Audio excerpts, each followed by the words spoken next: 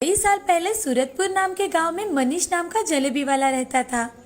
कई पुश्तों से वो जलेबियां बेचा करते थे। मनीष की बनाई हुई जलेबियां सभी लोगों को पसंद थी और इसी कारण लोग भी बड़े मजे से खाया करते थे। मनीष बहुत ही लालची आदमी था। वो सबको ठगने के बारे में ही सोचा करता था। सबकी नजर बचाकर वो तराजू के नीचे चुंबक लगा देता था। कुछ लोगों के तो पैसे हेरा फेरी करके, कुछ लोगों के झगड़ा करके उनसे ज्यादा पैसे वसूल कर लेता था। उसी गांव में एक आराध्या नाम की छोटी बच्ची रहा करती थी। वो बेचारी बहुत गरीब घर की थी। आराध्या दिन भर घर के सारे काम करके उसमें से वक्त निकालकर स्कूल में जरूर जाया करती थी। उसका विश्वास था कि पढ़ाई करके उसका भविष्य जरूर अच्छा होगा। उसके स्कूल में एक रघु नाम का एक नटखट लड़का था। वो हमेशा आराध्या को परेशान करता था और उसे हमेशा रुलाता था। एक दिन आराध्या रास्ते से चल के जा रही थी, तभी रघु पीछे से साइकिल पर आया और जानबूझकर आराध्या से टकराया। आराध्या साइकिल का धक्का लगने की वजह से नीचे सड़क पर गिर गई।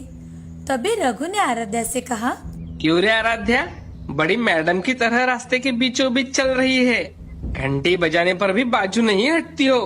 तुम क्या बहरी हो? रघु के ऐसे कहते ही आराध्या बहुत चिढ़ जाती है। आराध्या चिढ़कर रघु से, तुमने बेल कहाँ बजाई थी? झूठ मत बोलो। वैसे भी तुम मुझे हमेशा सताते रहते हो।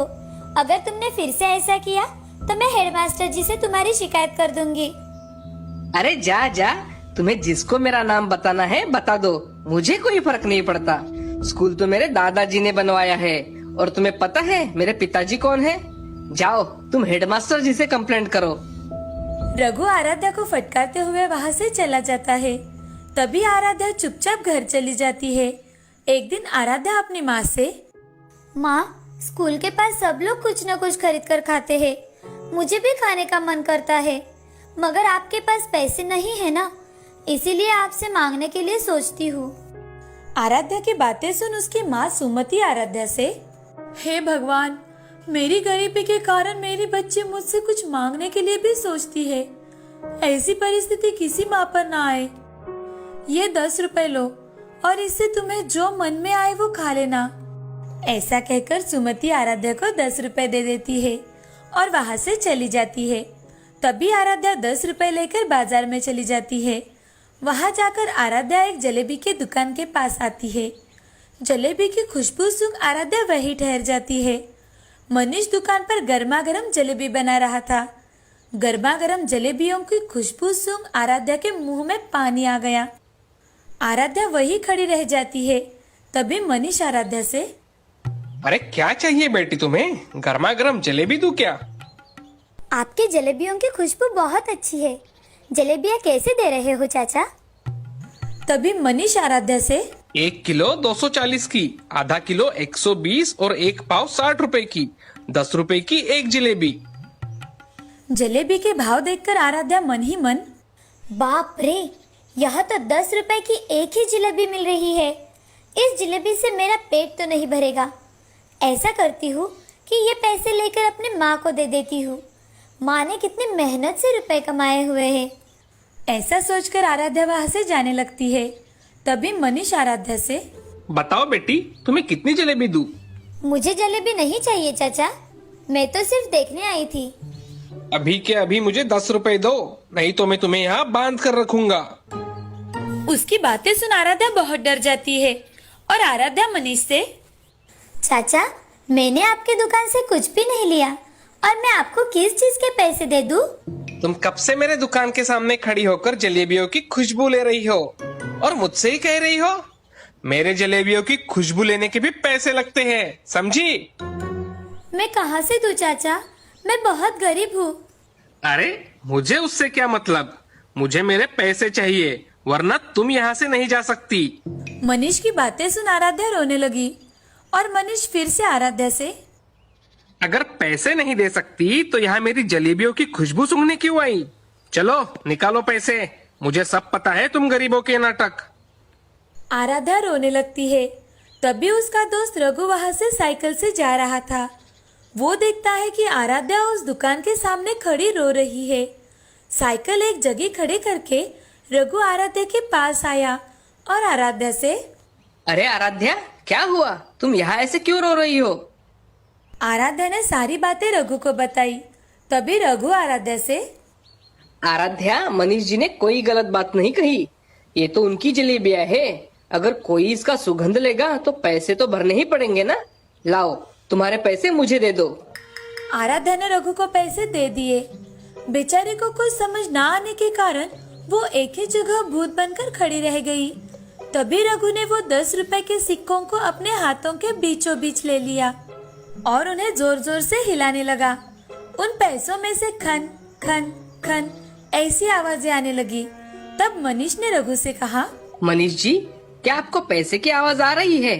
हाँ हाँ, मैं सुन रहा हूँ। मैं कोई बहरा नहीं हूँ। खन खन सिक्कों की आवाज मुझ तक पहुँच रही है। तो आपने पैसों की आवाज तो सुन ली। अब मैंने भी आपको पैसे दे दिए, समझे? क्यों रे बच्चे, ज्यादा नाटक कर रहा है क्या मेरे साथ? कहता है कि पैसों की आवाज सुन लेने से पैसे मिल गए। ज्यादा होशियारी की ना तो तुझे भी दुकान में बांध दूंगा। तभी रघु मनीष से, क्यों? जलेबी के सुगंध के पैसे आप मांग सकते हो, तो मैं क्या आपको पैसों की आवाज भी नहीं सुना सकता? अरे अंकल, तुम्हारा ये नाटक मेरे सामने नहीं चलेगा। जानते हैं मैं कौन हूँ? इस गांव के जमींदार का बेटा हूँ मैं, और ज्यादा होशियारी की ना तो पापा से बोल दूंगा और वो पुलिस से उठवा कर तुम्हें जेल भिजवा देंगे। ऐसा सुनकर मनीष हक्का बक्का रह गया। तभी रघु के साथ आराध्या उसकी साइकिल पर बैठकर चली जाती है। थोड़ी दूर पहुंचने के बाद रघु उसे साइकिल से उतार देता है। तुम तो मुझसे चिढ़ते हो ना, फिर तुमने मेरी सहायता क्यों की? आराध्या, तुम मेरी दोस्त हो और कोई मेरे दोस्त को रुलाएगा तो मुझे बड़ा गुस्सा आ जाता है। मेरे पिछले बर्ताव के लिए मुझे माफ कर देना आराध्या। कोई बात नहीं, तुम मेरे सच्चे दोस्त हो। तुमने मेरी कितनी मदद की है, थैंक यू। वो दुकानदार मेरे दोस्त को कुछ भी बोलता रहता और मैं सुनता रहूं, ऐसा कभी हो सकता है क्या? इसलिए मैंने उसे सबक सिखाया। वो बहुत ही लालची है। उसके दुकान पर कभी मत जाना। हाँ, मैं कभी भी उसके दुकान पर नहीं जाऊंगी। फ्रेंड्स, ऐसा कहकर रघु ने अपना हाथ आगे बढ़ाया। तभी आराध्या ने भी अपना हाथ आगे बढ़ाते हुए, फ्रेंड्स, ऐसा कहकर दोनों ने हैंडशेक कर लिया और उसी दिन से दोनों में गहरी दोस्ती हो गई।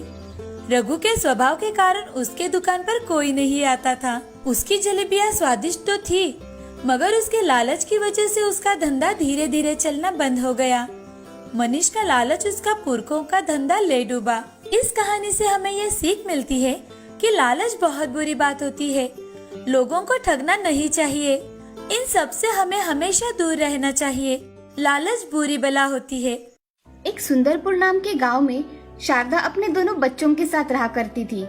शारदा का पति गुजर जाने के बाद शारदा ने अपने बच्चों की अच्छी तरह से देखभाल की थी। शारदा का बड़ा बेटा संजय शहर में नौकरी किया करता था। वो हर महीने पैसे अपनी माँ और बहन को भेजा करता था। रमा कॉलेज में पढ़ा करती थी। वो बहुत होशियार थी। एक दिन संजय एक लड़की को अपनी माँ से मिलवाने के लिए गांव लेकर आया। माँ, तुम कहाँ हो? अरे संजय, अचानक कैसे आना हुआ? और ये तुम्हारे साथ लड़की कौन है बेटा? माँ, ये सरला है। मैं और सरला एक ही ऑफिस में काम करते हैं। एक दूसरे को हम बहुत पसंद करते हैं माँ, इसलिए हम जल्द ही शादी करना चाहते हैं। ये तो बहुत अच्छी बात है बेटे, मुझे ये शादी मंजूर है। ऐसा कहकर संजय और सरला ने शारदा का आशीर्वाद लिया। तभी शारदा सभी के लिए खाना बनाती है और सभी खाना खाने बैठ जाते हैं। तभी सरला संजय से, संजय, ये क्या खाना है? हमारे घरों में कितना अच्छा खाना होता है। गांव में ऐसा ही खाना बनता है सरला। मुझे तो ऐसा खाना गले के नीचे ही नहीं उतर रहा। तुम खाओ, मैं तुम्हारा बाहर इंतजार कर रही हूँ। ऐसा कहकर सरला वहाँ से चली जाती है। संजय भी थोड़ा बहुत खाकर वहाँ से बाहर निकल जाता है। सरला और संजय उसी दिन शहर के लिए निकल जाते हैं। कुछ ही दिनों में सरला और संजय शादी कर लेते हैं। उनकी शादी में उसकी माँ और बहन भी शामिल होते हैं, मगर सरला को वो गरीब होने के कारण पसंद नहीं आते। थोड़े दिनों बाद शारदा अपनी बेटी रमा के साथ अपने गांव चली आती है। गांव जाते ही शारदा काम करने लग जाती है। तभी गांव का एक आदमी शारदा से, अरे शारदा बहन, अब तो तुम्हारे बेटे की शादी भी हो गई है। बेटा और बहू दोनों भी कमाते हैं, फिर तुम्हें काम करने की क्या जरूरत है? भाई साहब, जब तक मेरी बेटी की शादी नहीं हो जाती तब तक मैं अपनी जिम्मेदारियों से मुक्त नहीं हो सकूंगी। हाँ बहन, हमारी जिम्मेदारियां कभी भी खत्म नहीं होती। ऐसा कहकर हरिया वहां से चला जाता है। अब शारदा लोगों के यहाँ मजदूरी करके कुछ पैसे रमा की शादी के लिए जमा कर रही थी। ऐसे में ही एक दिन शारदा को बहुत तेज बुखार आता है। शारदा का बुखार इतना होता है कि उसे अस्पताल में भर्ती करवाना पड़ता है। अस्पताल में भर्ती करवाने की वजह से अस्पताल का बिल बहुत आया। ये देख रमा बहुत चिंता में पड़ जाती है। तभी रमा संजय को फोन करती है तो सरला फोन उठाती है। हेलो भैया, मैं रमा बोल रही हूँ। मैं सरला बोल रही हूँ रमा। कहो, कैसे फोन किया था? भाभी, माँ को बहुत तेज बुखार है, उन्हें अस्पताल में भर्ती करवाया है। अगर आप भैया को बताएगी तो वो मेरी कुछ मदद कर देंगे। यहाँ तुम्हें क्या धर्मशाला दिखाई दे रही है क्या? जब चाहा तब फोन करके पैसे मांग रही हो। मेरा ऐसा कहने का मतलब नहीं था भाभी। मुझे सब पता है तुम्हारे कहने का क्या मतलब है। आइंदा से यहाँ फोन मत करना। ठीक है भाभी। ऐसा कहकर सरला फोन रख देती है और रमा को मन ही मन बहुत कोसती है। इधर रमा अपने माँ का इलाज उसके जमा किए हुए पैसों से करती है। अब कुछ दिनों बाद शारदा ठीक होकर घर वापस आ जाती है। तब उन दोनों के पास थोड़े पैसे थे। उसमें से रमा ने घर का थोड़ा सामान लाया और खाना बनाने लगी। तभी रमा खुद ही मन में, अब माँ ने और काम किया तो माँ और बीमार पड़ सकती है। अब मुझे ही कुछ ना कुछ काम करना पड़ेगा। ऐसा सोचकर रमा कुछ करने का सोचती है। तभी उसकी सहेली शमा वहाँ आ जाती है। शमा रमा से, रमा, इतना क्या सोच रही हो कि मैं घर में आई और तुम्हें पता भी नहीं चला? मुझे कुछ काम करना है शमा। माँ से अब काम नहीं होगा और मैं उन्हें कुछ करने भी नहीं दूंगी। रमा, तुम रोटियां कितनी अच्छी बनाती हो, क्यों ना तुम रोटियां बनाकर बेचो? हाँ शमा, तुम सच कह रही हो। मैं रोटियां बनाकर बेचूंगी तो मुझे अच्छे दाम मिलेंगे। रमा अगले दिन बाजार में गर्मा गर्म रोटी बनाकर बेचने लगती है। कुछ लोग रोटियों की खुशबू सूंघ वहाँ आते हैं। तभी रमा लोगों से, आओ आओ, गर्मा गर्म रोटी ले लो, गरम और ताजी रोटी ले लो। रमा ऐसे कह रही थी तभी रमा के पास उसकी दोस्त सोनाली आ जाती है। सोनाली रमा से, रमा, तुम ऐसे रोटियां बनाकर बेच क्यों रही हो? माँ की तबीयत ठीक नहीं है, इसीलिए आज से मैं ये काम करूंगी, रोटियां बनाकर बेचूंगी। ये अच्छा विचार है रमा, मुझे 2 रोटियां दे दो। हाँ, अभी देती हूँ। ऐसा कहकर रमा सोनाली को 2 रोटियां देती है।